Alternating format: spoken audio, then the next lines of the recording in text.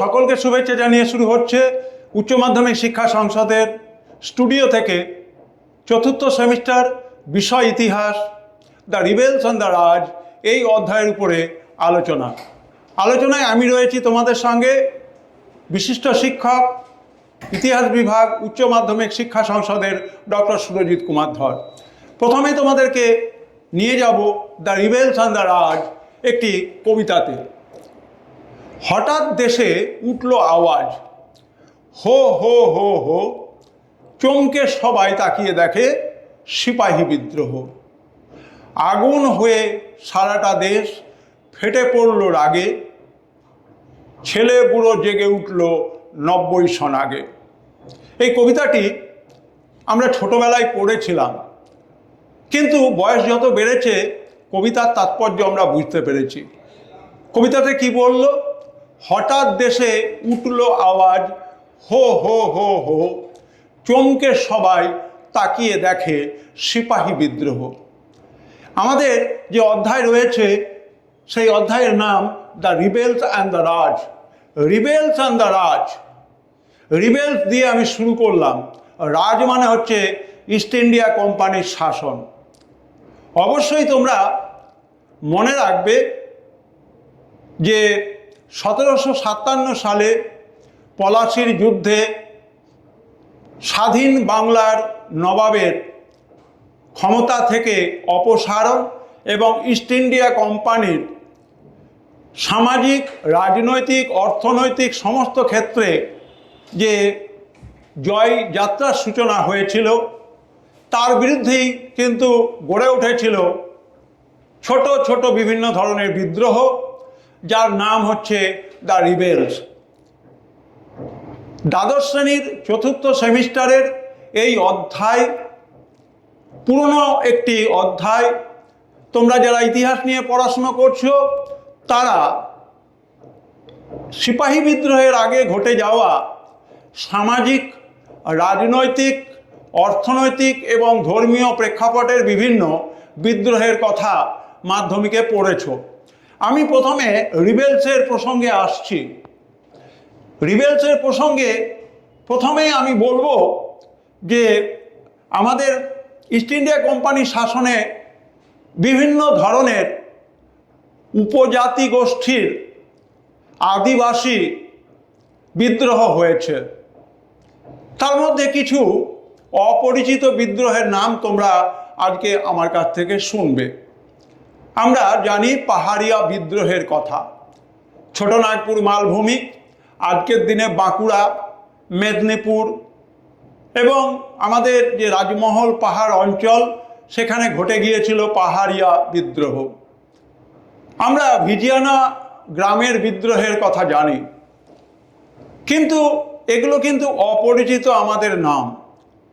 আমরা জানি সাঁওতাল বিদ্রোহের কথা, আমরা জানি কোল বিদ্রোহের কথা, আমরা জানি চুয়ার বিদ্রোহের কথা এবং চুয়ার বিদ্রোহের দুটো পর্বের কথা।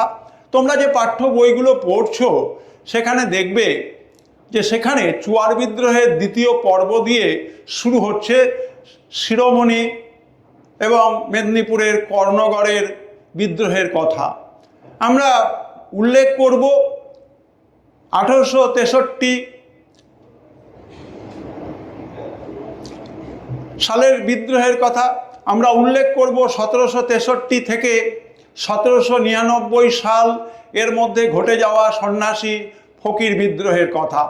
এই সমস্ত বিদ্রোহগুলো কোনোটা বা ছিল সামাজিক বিদ্রোহ, কোনোটা বা ছিল রাজনৈতিক বিদ্রোহ, কোনোটা বা ছিল বিভিন্ন ধরনের মানুষের অংশগ্রহণে স্বতঃস্ফূর্ত বিদ্রোহ।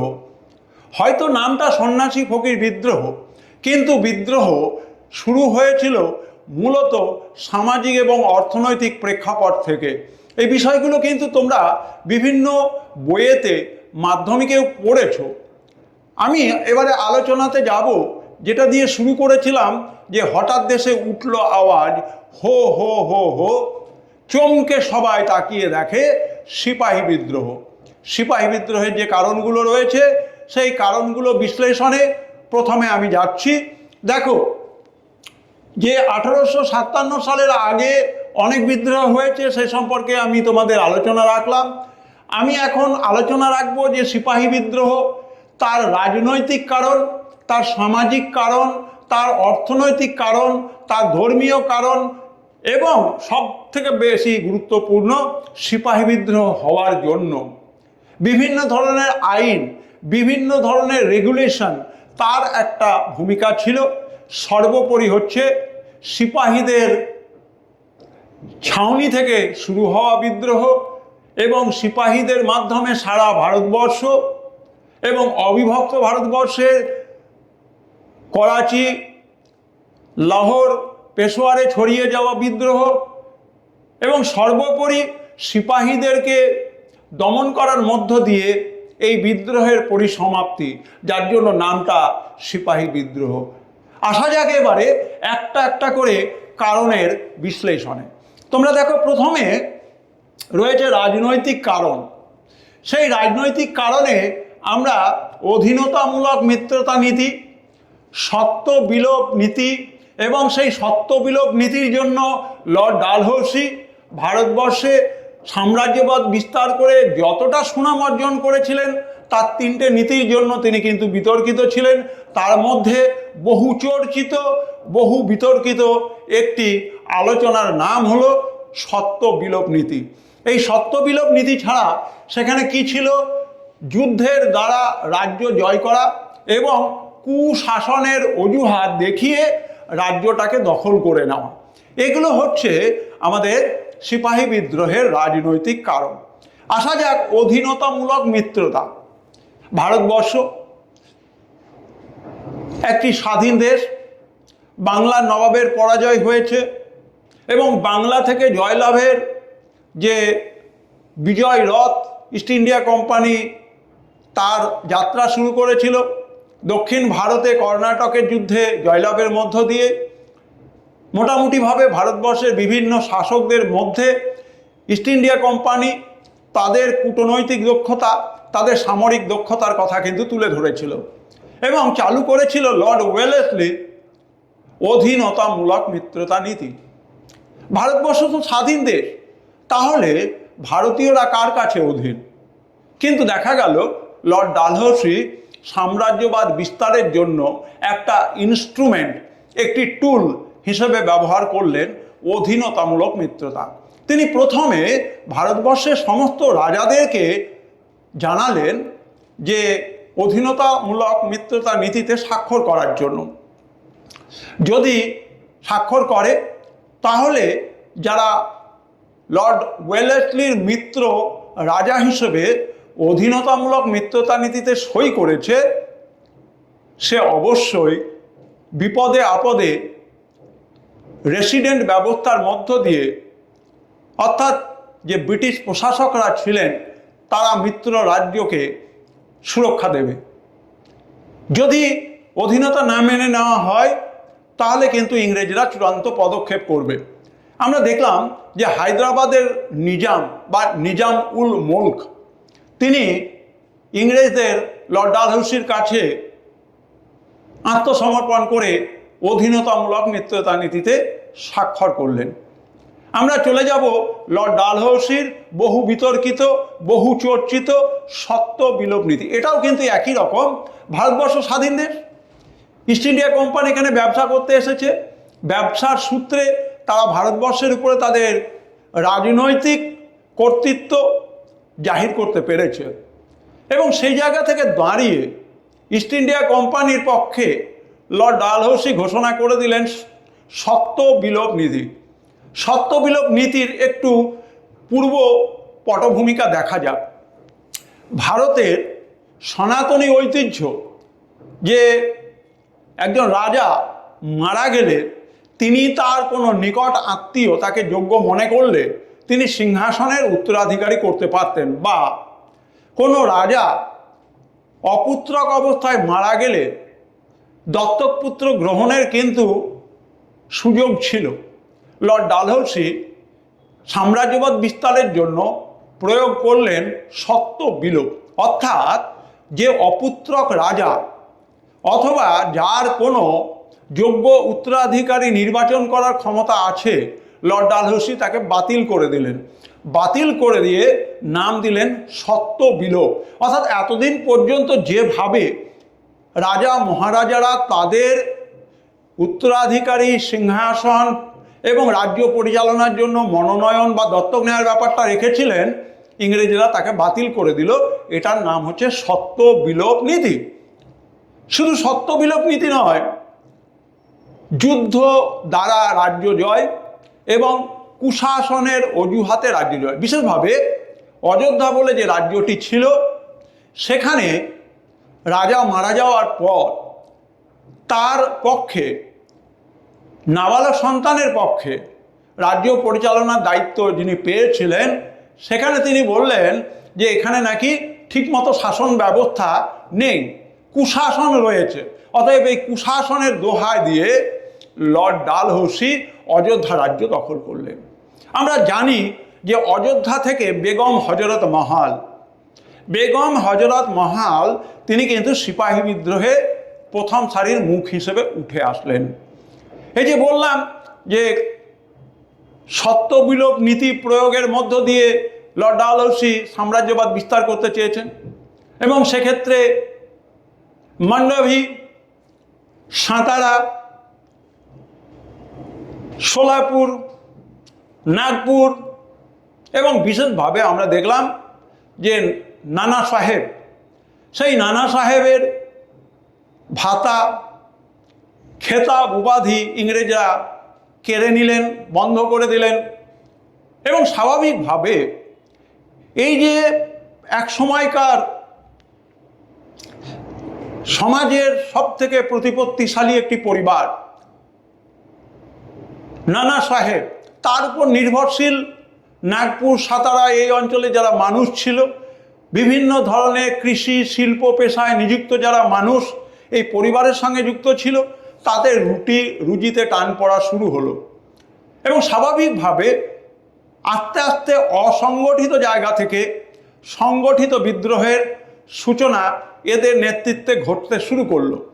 আমরা দেখতে পাই বিহারের কনওয়ার সিংহ, ঝাঁসির রানী লক্ষ্মীবাই, তাঁতিয়া টোপি, এই যে বিভিন্ন ধরনের রাজা মহারাজা যারা বিভিন্নভাবে লর্ড ডালহৌসির বিভিন্ন নীতির অপপ্রয়োগের ফলে ক্ষতিগ্রস্ত হয়েছিলেন, তারা কিন্তু 1857 সালের সিপাহী বিদ্রোহে নেতৃত্ব দিলেন। আমরা আসবো এরপরে সামাজিক কারণ। এই সামাজিক কারণ হিসেবে ওয়ারেন হেস্টিংস, লর্ড কর্নওয়ালিস এদের যেরকম ভূমিকা ছিল, তেমনি সাইকোলজিক্যাল ফ্যাক্টর অর্থাৎ মনস্তাত্ত্বিক দিক ছিল। ব্যাখ্যা আমি করব। পাশ্চাত্য শিক্ষার বিস্তার, তার প্রভাব ভারতবর্ষের মানুষের মনে কিন্তু একটা নেতিবাচক দাগ কেটেছিল। তার প্রভাব কিন্তু সিপাহী বিদ্রোহে এসে পড়েছিল। আমরা লর্ড কর্নওয়ালিসের কথা যদি বলি, যে আমাদের ভারতবর্ষে যে জমি ব্যবস্থা রয়েছে, বিভিন্ন ধরনের ভূমি বন্দোবস্ত ব্যবস্থা রয়েছে, যে ওয়ারেন হেস্টিংসের আমলে পাঁচশালা ব্যবস্থা, একশালা ব্যবস্থা এবং এই সমস্ত ব্যবস্থার সঙ্গে যুক্ত যে করের পরিমাণ, সে বিষয়ে মানুষের মনের মধ্যে, চাষিদের মধ্যে, বিভিন্ন কুটির শিল্পে নিযুক্ত মানুষের মধ্যে একটা চূড়ান্ত অসন্তোষ ছিল। এবং আমরা দেখতে পাই যে চিরস্থায়ী বন্দোবস্তের মধ্য দিয়ে, রায়তওয়ারি বন্দোবস্তের মধ্য দিয়ে, মহলবাড়ি বন্দোবস্তের মধ্য দিয়ে, ভাইয়াচারী ভূমি ব্যবস্থার মধ্য দিয়ে বাংলার কৃষি জীবনের সর্বনাশ ঘটানো হয়েছিল।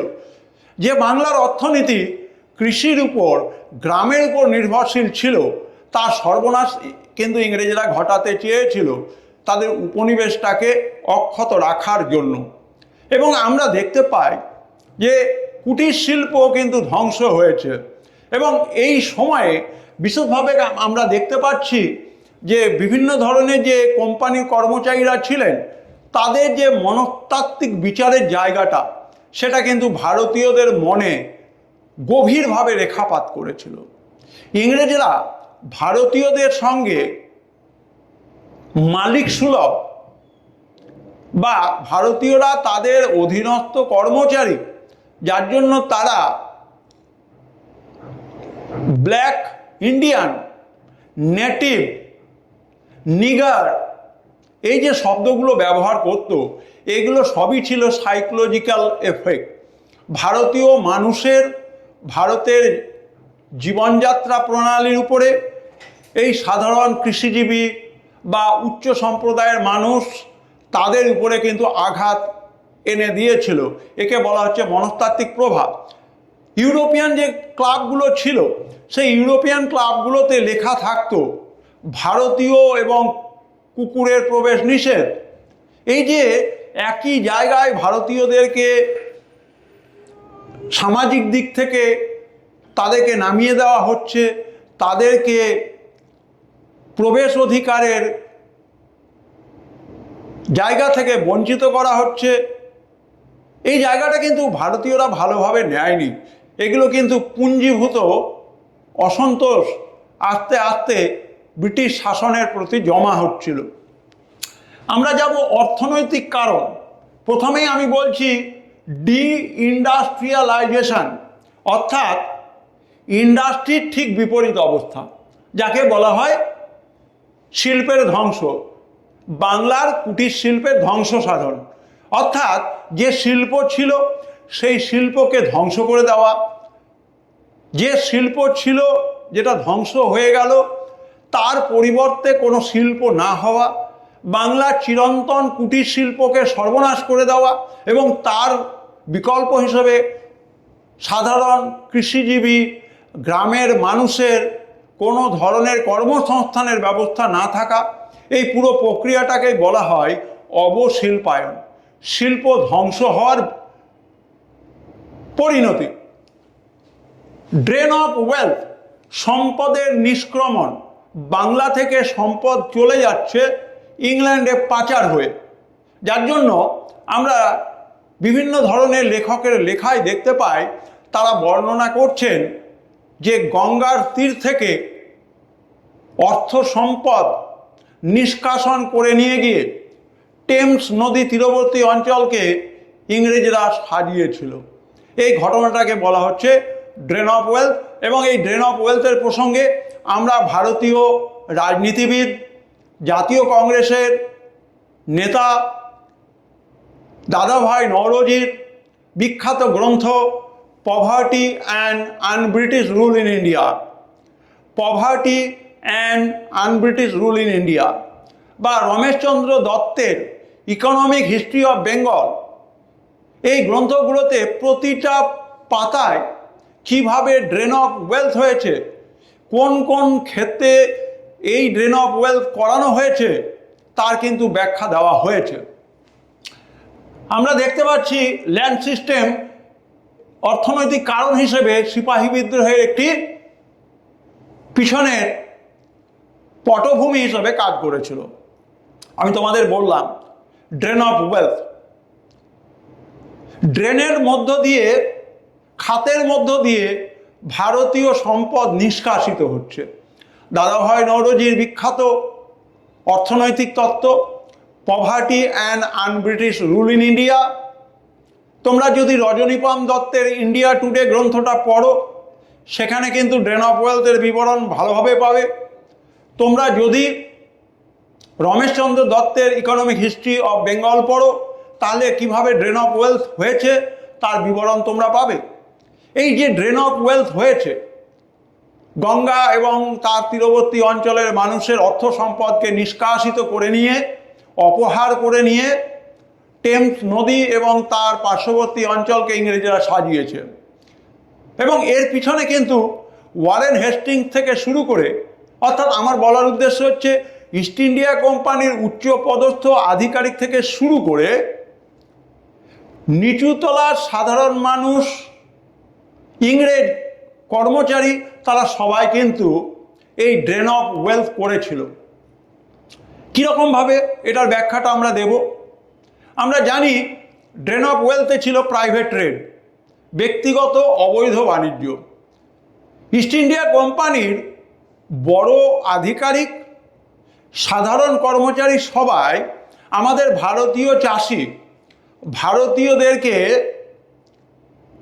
লাইসেন্স দিত, সেই লাইসেন্স দেওয়ার জন্য তারা কিন্তু প্রচুর অর্থ সরকারিভাবে নিত, ঠিক তেমনি ঘুষ উপঢৌকন উৎকোচ হিসেবে নিত, ব্রাইব হিসেবে নিত। আমরা একথাও বলতে পারি যে হোম চার্জেস ছিল। ড্রেন অফ ওয়েলথের একটা দিক হলো প্রাইভেট ট্রেড, ব্যক্তিগত অবৈধ বাণিজ্য। আরেকটি গুরুত্বপূর্ণ দিক হলো সেটি হচ্ছে হোম চার্জেস। হোম চার্জেস ব্যাপারটা কি? ধরা যাক ইংল্যান্ড থেকে যে সমস্ত সিভিলিয়ান অফিসাররা ফোর্ট উইলিয়ামে বা রাইটার্সে provost, assistant provost, apprentice, writers হিসেবে কর্মে নিযুক্ত ছিলেন, তাদের পরিবার পরিজন ভারতবর্ষে আসা যাওয়ার, খাওয়া থাকার জন্য যে অর্থ দরকার হতো, সেই অর্থ ভারতীয় জনসাধারণের কাছ থেকে আদায়কৃত কর সেটা দ্বারা পূরণ করা হতো। আবার বলছি যে ইংল্যান্ড থেকে যে সমস্ত সিভিলিয়ান অফিসাররা ভারতবর্ষ শাসনের জন্য আসতেন, রাইটার্স বা ফোর্ট উইলিয়ামে কর্মরত ছিলেন, তারা ট্রেনি হিসেবে হয়তো ফোর্ট উইলিয়ামে এসেছেন, কিন্তু তার পরিবার পরিজন, তাদের ভারতবর্ষে থাকা খাওয়া, তাদের ভৃত্য, তাদের খানসামা, তাদের জন্য যে পরিমাণ অর্থ ব্যয় হতো, সেই অর্থ কিন্তু দিতে হতো ভারতীয় নাগরিকদেরকে কর হিসেবে। সুতরাং এই জায়গাটাকেই বলা হয় ড্রেন অফ ওয়েলথ। তৃতীয় হচ্ছে রিইনভেস্টমেন্ট ট্রেড। রিইনভেস্টমেন্ট ট্রেডটা কি? ইংল্যান্ড থেকে কোনো ব্যবসায়ী কলকাতায় চিতপুর শোভাবাজার অঞ্চলে ব্যবসা করছেন, তিনি ইংল্যান্ড থেকে কোনো অর্থ আনতেন না। তিনি কি করতেন? এখানকার ব্যবসায়ীদের কাছ থেকে জিনিস কেনাবেচা করতেন এবং কেনাবেচা করে কিন্তু অর্থ সম্পদ তৈরি করতেন। এবং ধরা যাক সেই সময় নীলের একটা চাহিদা ছিল, অতএব নীলের ব্যবসা করতেন, সুপারির ব্যবসা করতেন, তামাকের ব্যবসা করতেন, করে যে পুঁজি তৈরি হতো সেই পুঁজি দিয়ে ভারত থেকে কাঁচামাল হিসেবে নীল, পাট, তুলো এগুলো কিনে সেগুলোকে ইংল্যান্ডে দিয়ে দিতেন এবং ইংল্যান্ড থেকেও তারা প্রভূত অর্থ উপার্জন করতেন। এই ঘটনাটাকে বলা হয় রিইনভেস্টমেন্ট ট্রেড। তাহলে আমরা ড্রেন অফ ওয়েলথের ব্যক্তিগত অবৈধ বাণিজ্য, হোম চার্জেস, রিইনভেস্টমেন্ট ট্রেড এর মাধ্যমে আমরা দেখতে পাচ্ছি যে বাংলার অর্থনীতিকে শেষ করে দেওয়া হয়েছে, শিল্পকে শেষ করে দেওয়া হয়েছে।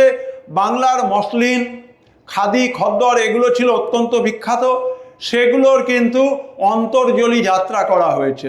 অর্থাৎ তার বিবরণ কিন্তু আমরা জানি যে আনন্দমঠ উপন্যাসে আমরা দেখতে পাই যে মন্বন্তর হয়েছে 1176 বঙ্গাব্দ, ইংরেজি 70 সালে, যার জন্য কিন্তু ওয়ারেন হেস্টিংসের একটা গুরুত্বপূর্ণ দায়িত্ব ছিল। কারণ ওয়ারেন হেস্টিংস রেজা খাঁ এবং সীতাব রায়কে জমি ব্যবস্থা থেকে যে খাজনা সংগ্রহের দায়িত্ব দিয়েছিলেন, রেজা খাঁ এবং সীতাব রায় কৃষক সাধারণের কাছ থেকে যে পরিমাণ অর্থ জোর করে আদায় করতেন, প্রয়োজনের তুলনায় বেশি অর্থ আদায় করতেন, যার একটা কিন্তু ফল হচ্ছে বাংলার মন্বন্তর বা 76-এর দুর্ভিক্ষ। তার বর্ণনা কিন্তু আমরা আনন্দমঠে পাচ্ছি। এবারে আসবো আমরা ধর্মীয় কারণ। ধর্মীয় কারণে দুটো জিনিস রয়েছে, একটা হচ্ছে খ্রিস্টান ধর্ম, আরেকটি হচ্ছে খ্রিস্টান ধর্মের বিভিন্ন ধরনের ধর্মান্তরকরণের প্রক্রিয়া। তারা ভারতবর্ষে এসে প্রথমেই কিন্তু কনভার্সন প্রক্রিয়া বা ধর্মান্তরকরণ প্রক্রিয়াকে অত্যন্ত নিপুণভাবে, সূক্ষ্মভাবে এবং দৃঢ়তার সঙ্গে প্রয়োগ শুরু করেছিল, বিশেষভাবে যে সমস্ত জায়গাতে সাধারণ মানুষ ছিল। অর্থাৎ একেবারে অশিক্ষিত বা স্বল্প শিক্ষিত মানুষ ছিল, বিশেষভাবে সাঁওতাল জনজাতির যারা মানুষ ছিল, আমাদের আজকের যাকে আমরা জঙ্গলমহল বলি, পুরনো আমলে তাকে বলা হতো ছোটনাগপুর মালভূমি, যেখান থেকে কিন্তু সাঁওতাল বিদ্রোহ, কোল বিদ্রোহ, মুন্ডা বিদ্রোহের উত্থান হয়েছিল। এই জনজাতির মানুষদেরকে ছলে বলে কৌশলে তাদের সরলতা সুযোগ নিয়ে ইংরেজরা খ্রিস্টান ধর্মে দীক্ষিত করেছিল, এবং খ্রিস্টান ধর্মে দীক্ষিত করার ফলে যারা আমাদের ভারতীয় সভ্যতা সংস্কৃতির আদিম জনগোষ্ঠী, তাদের বাদ দিলে অন্যান্য যারা সম্প্রদায় রয়েছে তাদের ক্ষেত্রে খ্রিস্টান ধর্মে ধর্মান্তরকরণের যে খারাপ দিক, অর্থাৎ পিতা সম্পত্তিতে তাদের কোনো অধিকার থাকবে না, পিতা সম্পত্তির কোনো ভাগ তারা পাবে না, এমনকি তারা সমাজ থেকে বিচ্যুত হবে, এই জায়গাগুলো কিন্তু গুরুত্বপূর্ণ ভূমিকা পালন করেছিল।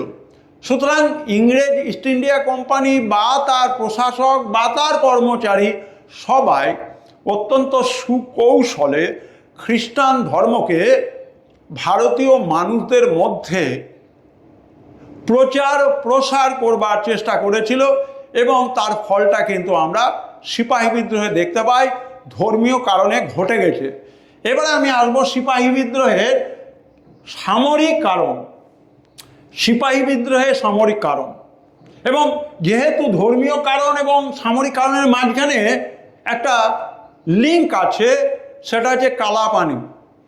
সেনাদেরকে সমুদ্রের পারে পাঠানো মানে ধর্মান্তরিত হয়ে যাচ্ছে। তাছাড়া তো ছিল, ইংরেজরা সুকৌশলে হিন্দুদেরকে গরুর মাংস খাওয়াতো, মুসলমানদেরকে শূকরের মাংস খাইয়েছে, এবং একটা বাজারে গুজব রিউমার ছড়িয়ে দেওয়া হয়েছে যে এনফিল্ড রাইফেলের যে কার্তুজ এবং সেই কার্তুজের যে মোড়ক, সেই মোড়কটা গরু আর শূকরের চর্বি দিয়ে তৈরি একটা কোটিং রয়েছে, ওটাকে দাঁত দিয়ে কেটে রাইফেলে পুরতে হতো। অতএব স্বাভাবিকভাবে কি হয়েছে, এই জায়গা থেকে কিন্তু সিপাহী বিদ্রোহের আগুন ধিকি ধিকি করতে করতে দাও দাও করে সারা ভারতবর্ষে ছড়িয়ে পড়ে, এবং আমরা দেখতে পাই 29 নম্বর ইনফ্যান্ট্রি ব্যাটালিয়ন থেকে এই বিদ্রোহের অগ্নিশিখা প্রজ্বলিত হয়। আমরা তাঁতীয় তোপির কথা জানি, আমরা নানা সাহেবের কথা জানি, কিন্তু আমাদের এই জায়গায় দাঁড়িয়ে যার নাম উল্লেখ করতে হবে তিনি হলেন মঙ্গল পাণ্ডে। একেবারে নিজে ছিলেন সিপাহী, নেটিভ ইনফ্যান্ট্রি ব্যাটালিয়ন, ইংরেজরা যাকে বলতো লালপন্টন। আমাদের বহরমপুর এবং ব্যারাকপুরে সেনা ছাউনি ছিল, বাঙালি রেজিমেন্ট ছিল। সেই জায়গায় দাঁড়িয়ে ইংরেজরা খ্রিস্টান ধর্মকে ব্যবহার করে হিন্দু এবং মুসলিমদেরকে জাতি নষ্টের যে গুজব, সেটাকে কেন্দ্র করে কিন্তু সামরিক অভ্যুত্থান শুরু হয়। সামরিক ছাউনিগুলোতে সিপাহী বিদ্রোহের আগুন ছড়িয়ে পড়ে। অযোধ্যা, বোরাউনি, আম্বালা, জব্বলপুর, সোলাপুর, দিল্লি, মেরঠ, ব্যারাকপুর, বহরমপুর, করাচি, এই যে জায়গাগুলোতে খণ্ড বিচ্ছিন্নভাবে কিন্তু বিদ্রোহ হচ্ছে। শুধু তাই নয়, এই বিদ্রোহে কিন্তু ভারতবর্ষের একটা যোদ্ধা জাতি গুর্জর জাতি থেকে সিপাহী বিদ্রোহে নেতৃত্ব দেওয়ার জন্য উঠে আসলেন কোতওয়াল ধন সিং। মানে আমার বলার উদ্দেশ্য এটাই তোমাদের সামনে, যে তোমরা এই ভিডিওগুলো উচ্চ মাধ্যমিক শিক্ষা সংসদ যখন আপলোড করে দেবে, তোমরা ভিডিওগুলোকে সম্পূর্ণটা ভালোভাবে অনুধাবন করবে, ভালো করে শুনবে। তাহলে তোমাদের যে পাঠ্য বই রয়েছে, সেই পাঠ্য বইয়ের সঙ্গে আমাদের উচ্চ মাধ্যমিক শিক্ষা সংসদের স্টুডিও থেকে যে ভিডিওগুলো তোমাদের জন্য সম্প্রচার করা হচ্ছে, উচ্চ মাধ্যমিক শিক্ষা সংসদ যে সমস্ত অভিজ্ঞ বিশেষজ্ঞ শিক্ষক শিক্ষিকাদের নিয়ে এসে ক্লাসগুলো করাচ্ছেন, তার উপযোগিতা বুঝতে পারবে, কারণ আমরা এই প্ল্যাটফর্মে দাঁড়িয়ে উচ্চ মাধ্যমিক শিক্ষা সংসদের পক্ষ থেকে তোমাদের জন্য, তোমাদের কাজটাকে সহজ করে দেওয়ার জন্য কিন্তু এইভাবে আমরা অধ্যায় ভিত্তিক ছোট ছোট ভিডিও করে দিচ্ছি, যাতে করে তোমরা ছোট ভিডিওগুলো, অর্থাৎ কমপক্ষে 30 মিনিট এরকম সময়ের ব্যবধানে এক একটা ভিডিও, এবং সেই ভিডিওগুলো তোমাদের উপকারে লাগতে পারে। তো আমি যেটা বলছিলাম যে সিপাহী বিদ্রোহের কারণগুলি আমি ব্যাখ্যা করলাম, এইবারে এই কারণগুলোকে আমি দুটো ভাগে ভেঙে দেব। একটি হচ্ছে সাধারণ কারণ, সেই সাধারণ কারণের মধ্যে রাজনৈতিক, সামাজিক, অর্থনৈতিক, ধর্মীয় এবং বিভিন্ন ধরনের অ্যাক্ট এবং রেগুলেশন রয়েছে, সেগুলোর ভূমিকা আছে। আমি কিন্তু এই ভিডিওটাতে অ্যাক্ট অ্যান্ড রেগুলেশন নিয়ে আলোচনা করছি না। অ্যাক্ট অ্যান্ড রেগুলেশনটা এতটাই গুরুত্বপূর্ণ যে পরের একটি ভিডিওতে তোমাদের জন্য আলোচনাতে আসব। কিন্তু মনে রাখবে যে সিপাহী বিদ্রোহের সাধারণ কারণ রাজনৈতিক, সামাজিক, অর্থনৈতিক, ধর্মীয় এবং রাজনৈতিকের সঙ্গে হচ্ছে সামরিক। আর বিশেষ কারণ যদি বলা হয় সেটা হচ্ছে এনফিল্ড রাইফেলের ব্যবহার। এনফিল্ড রাইফেলের ব্যবহার সেটা কীরকম? ইংরেজরা এক গাদা বন্দুক নিয়ে এসেছিল, তার নাম হচ্ছে এনফিল্ড রাইফেল। সেই এনফিল্ড রাইফেলের যে কার্তুজ, সেই কার্তুজের যে মোড়কটা ছিল সেটা গরু এবং শূকরের চর্বি মিশ্রিত একটা কোটিং, যেটাকে দাঁত দিয়ে কেটে ব্যারেলের মধ্যে পুরতে হতো। স্বাভাবিকভাবে একটা রিউমার, একটা গুজব ছড়িয়ে গেল বিভিন্ন সেনা ছাউনিতে। নাগপুর, বিশেষভাবে আমাদের শুরু হয়েছিল বাংলা থেকে, যে ব্যারাকপুর এবং বহরমপুর সেনা ছাউনির যে লালপল্টন, তারা কিন্তু এখানে বিদ্রোহে সামিল হয়েছিল। মঙ্গল পাণ্ডে সামরিক ক্ষেত্রে প্রথম শহীদ ব্যক্তি, এবং তাকে কিন্তু ফাঁসি দেওয়া হয়। কিন্তু এই ফাঁসি দিয়ে সিপাহীদের মধ্যে বিদ্রোহের আগুনকে থামানো যায়নি। অতএব সিপাহী বিদ্রোহের দুটো কারণ, একটা হচ্ছে সাধারণ কারণ আর একটা হচ্ছে তাৎক্ষণিক কারণ। তাৎক্ষণিক কারণ বলতে গেলে অবশ্যই তোমাদেরকে এনফিল্ড রাইফেল এবং সেই এনফিল্ড রাইফেলে ব্যবহার করা যে টোটা বা কার্তুজ, সেখানে গরু শূকরের চর্বি মেশানোর ব্যাপার, এই জায়গাটাকে কিন্তু ওখানে আলোচনা করতে হবে। সুতরাং দেখো যে এই যে জায়গাটা, এই জায়গার মধ্যে কী কী প্রশ্ন হতে পারে, তোমাদের জন্য যখন প্রশ্ন আলোচনাতে আমি আসব তখন কিন্তু তোমাদেরকে ধারণা দেওয়া হবে যে আমাদের দ্য রিবেলস অ্যান্ড দ্য রাজ এই অধ্যায় থেকে 7 নম্বর থাকবে। টাইপ 1 3 নম্বরের প্রশ্ন, সেখানে একটি প্রশ্ন থাকবে, এবং টাইপ 2 অর্থাৎ 4 নম্বরের প্রশ্ন, সেটা কিন্তু একটি উত্তর করতে হবে। 3 নম্বরের জন্য 2টি প্রশ্ন থাকবে, 4 নম্বরের জন্য 2টি প্রশ্ন থাকবে। কীরকমভাবে? Right answer 1 out of 2 question from the following. তারপরে এ, সিপাহী বিদ্রোহে তাৎক্ষণিক কারণ লেখো। বি, টিকা লেখো অধীনতামূলক মিত্রতা। আমি এটা একটা তোমাদেরকে স্যাম্পল হিসেবে বললাম, তার মানে এটা ধরে নিও না যে এটাই কোশ্চেন। তো আমার বলার উদ্দেশ্য হচ্ছে তোমরা আমাদের যে কোশ্চেন বাঞ্চ বা মডেল কোশ্চেন, সেটা কিন্তু উচ্চ মাধ্যমিক শিক্ষা সংসদ তোমাদের জন্য বই হিসেবে বের করবে। তোমরা হয়তো ডিসেম্বরের দিকে পেয়ে যাবে, চতুর্থ সেমিস্টারে যারা পরীক্ষার্থী রয়েছে, এবং তার দ্বারা তোমরা অনেক অনেক প্রশ্ন প্র্যাকটিসের জন্য পাবে এবং তোমরা উপকৃত হবে। ফিরে আসছি পরের ভিডিওতে, এবং সেই পরের ভিডিওতে আলোচনা করব সেটা হচ্ছে অ্যাক্ট অ্যান্ড রেগুলেশন এবং মিলিটারি কজের মধ্যে Anglo Burmese war, Anglo Afghan war, general service establishment act এবং ইনসিডেন্ট অফ এনফিল্ড রাইফেল। তার মধ্যে anti sati law, widow remarriage act, lex loci act, female child prohibition act, telegraph act, railway act এবং general service establishment act তোমরা নজরে রাখো। ফিরে আসছি ব্রেকের পর।